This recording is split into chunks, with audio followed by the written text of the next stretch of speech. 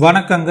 இந்த வீடியோல 11th chemistry unit 9 சொல்யூஷன்ஸ்ல இருக்கக்கூடிய 45 புக் பேக் கொஸ்டின் தான் பார்க்க போறோம். Henry's law constant for solubility of methane in benzene is 4.2 into 10 to the power minus 5 mmHg at particular constant temperature. At this temperature, calculate the solubility of methane at அப்படின்னு சொல்லிட்டு ரெண்டு partial pressure கொடுத்திருக்காங்க. First of all, solubility அப்படிங்கிறது வந்துட்டு solubility of methane அப்படின்னா என்னன்னா ரொம்ப சிம்பிள்ங்க. நம்ம இந்த இடத்துல வந்துட்டு மோல் ஃபிராக்ஷன், ஸோ எக்ஸ்ங்கிற மாதிரி எழுதுவோமா, மோல் ஃபிராக்ஷன்ஸ் ஆஃப் மீத்தேன் கண்டுபிடிப்போம். ஸோ மோல் ஃபிராக்ஷன்னா என்ன, உங்களுக்கு number of moles of methane divided by number of moles of methane plus number of moles of benzene. அப்போ இந்த நம்பர் ஆஃப் மோல்ஸ் தான் வாட்டர்ல டிசால்வ் ஆயிருக்கு. அப்ப இதை டிபெண்ட் பண்ணி தான் உங்களுக்கு கான்சென்ட்ரேஷன் வரப்போகுது. அப்போ நீங்க அந்த கான்சென்ட்ரேஷனை கண்டுபிடிச்சிட்டீங்கன்னா which is equal to எவ்வளவு டிசால்வ் ஆயிருக்குங்கிற சாலிபிலிட்டி. நல்லா தெரிஞ்சுக்கோங்க, நம்பர் ஆஃப் மோல்ஸ் ஆஃப் மீத்தேன்ங்கிறது தான் உங்களுக்கு பென்சீன்ல டிசால்வ் ஆயிருக்கிற நம்பர் ஆஃப் பார்ட்டிகிள்ஸ். அது எவ்வளவு டிசால்வ் ஆயிருக்கு அதுதான சாலிபிலிட்டி. ஸோ அதனால நம்ம என்ன பண்ணிடலாம், உங்களுக்கு மோல் ஃபிராக்ஷனை கண்டுபிடிச்சாலே உங்களுக்கு சாலிபிலிட்டி கண்டுபிடிச்ச மாதிரி தான். அவ்வளவுதாங்க. அப்போ மோல் ஃபிராக்ஷன் டைரக்டா கண்டுபிடிச்சிருவோமா? ஃபர்ஸ்ட் சொல்யூஷன்ஸ் என்னென்ன கொடுத்திருக்காங்கிறத எடுத்து எழுதிடுவோம். ஸோ கிவன் தட் என்ன கொடுத்திருக்காங்க, KH ஃபார் பென்சீனுக்கு கொடுத்திருக்காங்க. எவ்வளவு கொடுத்திருக்காங்க, 4.2 into 10 to the power minus 5 mmHg கொடுத்திருக்காங்க. அடுத்து என்ன கேட்டிருக்காங்க, solubility of methane கேட்டிருக்காங்க. ஸோ சாலிபிலிட்டி ஆஃப் மீத்தேன்னா ஒன்றும் கிடையாது, மோல் ஃபிராக்ஷன் ஆஃப் மீத்தேன் கண்டுபிடிக்கணும். ஓகேவா? So mole fraction of methane எவ்வளவுங்கிறத கண்டுபிடிக்க போறோம். அதுக்கு ரெண்டு ப்ரெஷர் கொடுத்துருக்காங்க. P is equal to 750 mmHg, இது ஒரு ப்ரெஷர். அதே மாதிரி இன்னொன்று என்ன கொடுத்துருக்காங்கன்னா P is equal to 840 mmHg. ரெண்டையும் நம்ம இப்போ என்ன பண்ண போறோம், ஸோ தனித்தனியா பார்ப்போம். ஓகேவா?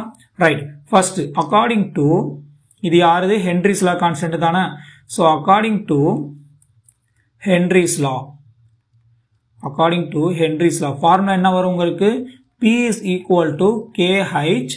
ஸோ X இது மீத்தேன், கரெக்டா? ஸோ இதுதான் மோல் ஃபிராக்ஷன் கண்டுபிடிக்க போறோம். ரைட். அதுல ஃபர்ஸ்ட் ஒன் இது அப்படியே நான் டைரக்டா சப்ஸ்டிட்யூட் பண்ணிடுறேன் பாருங்க. Pங்கிறது வந்து 750 mmHg எடுத்துக்கலாமா, KH பதிலா 4.2 into 10 to the power minus 5 எடுத்துக்கலாமா. அப்போ X மீத்தேன் என்ன வரும் உங்களுக்கு, X methane is equal to P divided by KH வந்துருமா.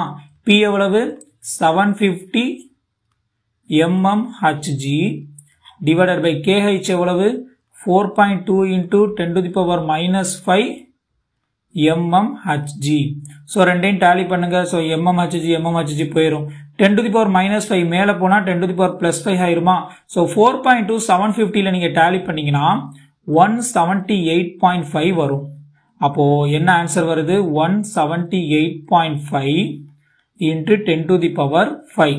Therefore, அப்போ எடுத்து எழுதிடுவோமா, solubility which is equal to, இதை நான் மாத்துறேன், 1.785 into 10 to the power 7. So this is the solubility of first one.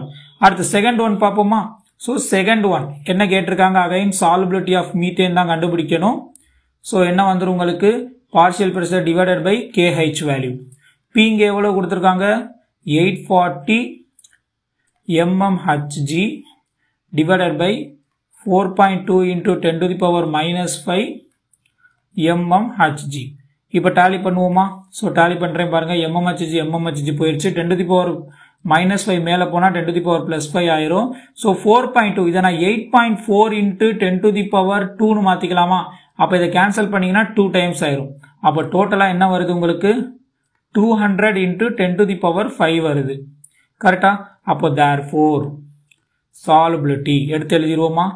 solubility இதை எப்படி மாத்துறேன்னு பாருங்க, 2 into 10 to the power 7 மாத்திக்கலாமா. இந்த 2 ஐயும் நான் என்ன பண்ணிட்டேன், இதுல ஆட் பண்ணிட்டு 7 மாத்திக்கிட்டேன். So that's all. So this is the answer of this question. Thank you.